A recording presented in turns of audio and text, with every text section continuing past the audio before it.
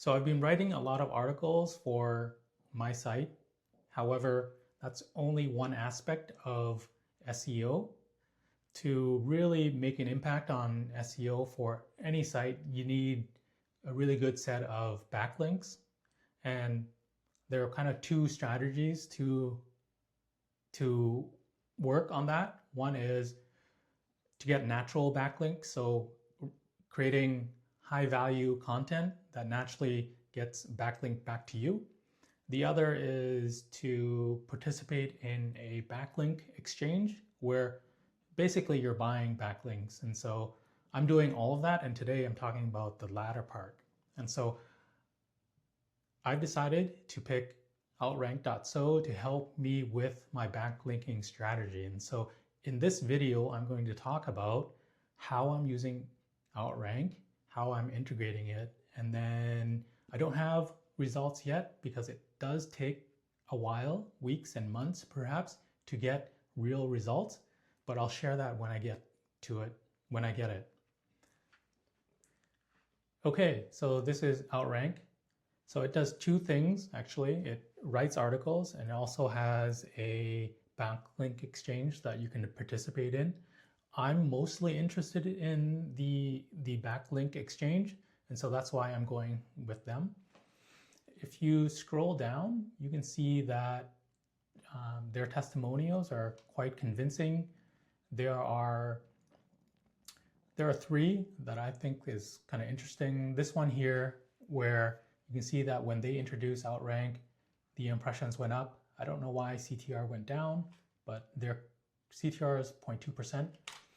And then there is another testimonial, kind of similar, but higher CTR. And then in this specific case, very similar to the first one, where impressions and click-through rates went up.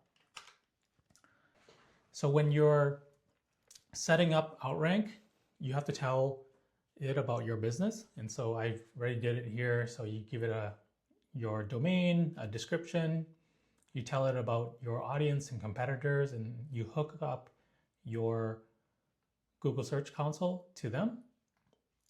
And then in article settings, there's a few different toggles that you could use to set up the article, the publishing cadence, as well as there is some styling options for your articles that you can choose as well. And so this is mine. I really like their content planner because every day it will show you the keyword that they're using to generate the articles for. Each keyword has like a search volume here and a difficulty rating.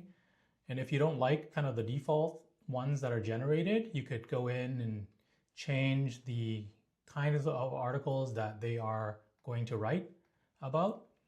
And then you can also change